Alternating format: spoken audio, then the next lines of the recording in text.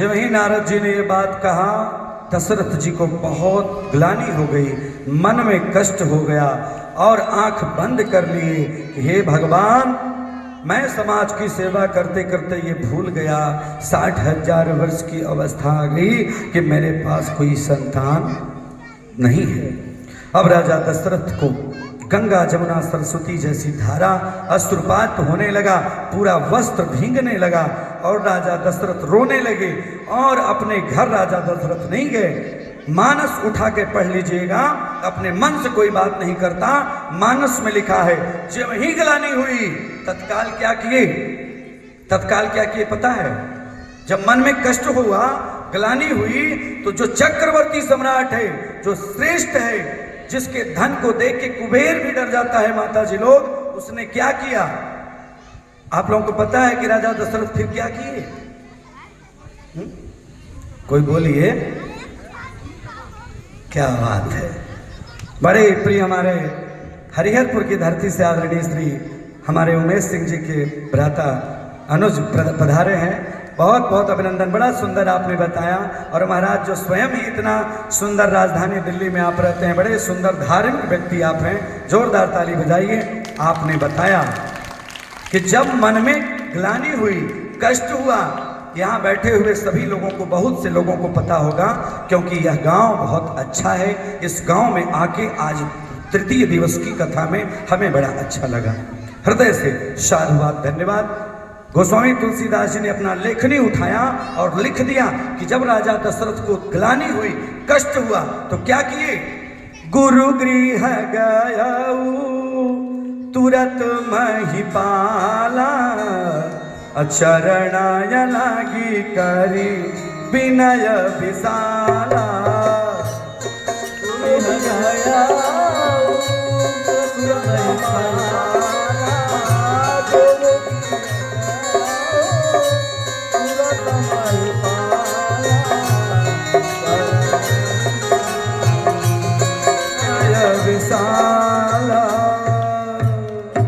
जब कष्ट हुआ बंधुओं, तो सबसे पहले अपने घर नहीं गए, पत्नी के पास नहीं गए, अपने गांव वालों के पास नहीं गए, इंद्र के यहाँ से डायरेक्ट किसके पास गए?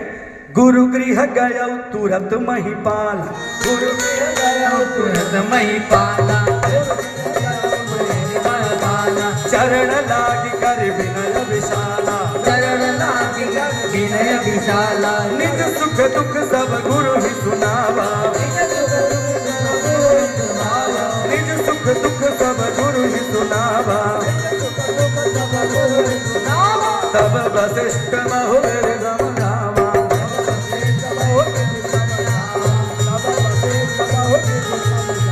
धरहु धीर होई है सतचारी, त्रिभुवन विदिति भगत भयहारी, त्रिभुवन श्री राम जय राम जय जय राम, श्री राम जय राम जय जय राम। बोलिए भक्तवत्सल भगवान की जय। अपने गुरु जी के यहाँ गए, अपने गुरु जी के यहाँ जाकर के हाथ जोड़े राजा दशरथ, और अश्रुपात हो रहा है, पूरा वस्त्र भीग गया राजा का। और ध्यान दीजिए, नंगे पैर गुरु के घर गए और किसी डॉक्टर के पास नहीं गए, किसी तांत्रिक के पास नहीं गए, किसी दूसरे के पास नहीं, सिर्फ गुरु के घर गए।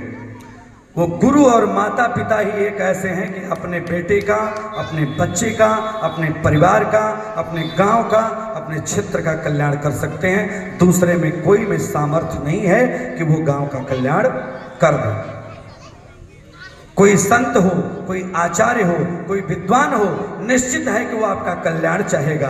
कभी भी कोई भी ब्राह्मण यही चाहता है कि मेरा यजमान स्वस्थ रहे, उसके घर में संतान हो, उसके घर में बढ़िया विवाह संपन्न हो, उसके घर में सुखी संपन्नता है। कोई ये नहीं चाहेगा कि मेरे यजमान के घर किसी प्रकार की अराजकता हो, किसी प्रकार की दिक्कत हो। अगर सच में वो ब्राह्मण है, गुरु जी के पास गए और गुरु जी के चरणों को धोया, गुरु जी के चरणों को धोकर के पहले, और कैसे धोया? जल से उस दिन नहीं धोया, अपने अश्रु से धोया, आंसू से धोया और धो करके महाराज पवित्रता के साथ अपने ऊपर छिड़का। और कहीं कहीं तो झारखंड बिहार में तो प्रथा है महाराज कि गुरु का चरण धोने के बाद आप लोग जलपान करते हो, पीते हो। धन्य है वो झारखंड की धरती, प्रणम्य है, प्रणिपात करता हूं ऐसी धरती को जहां पे ऐसी प्रथा है बंधुओं। धन्य है यह धरती और ऐसी वसुंधरा को बारंबार प्रणाम है।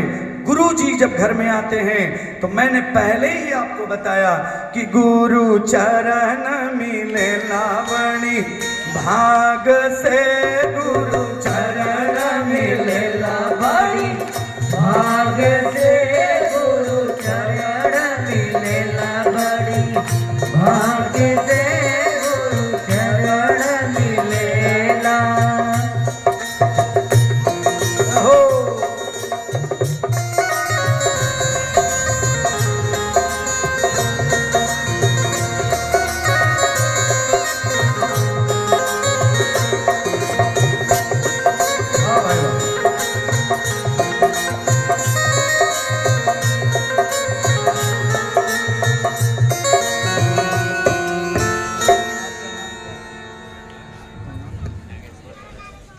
हमारे साथ हमारी कमेटी में श्री नागेश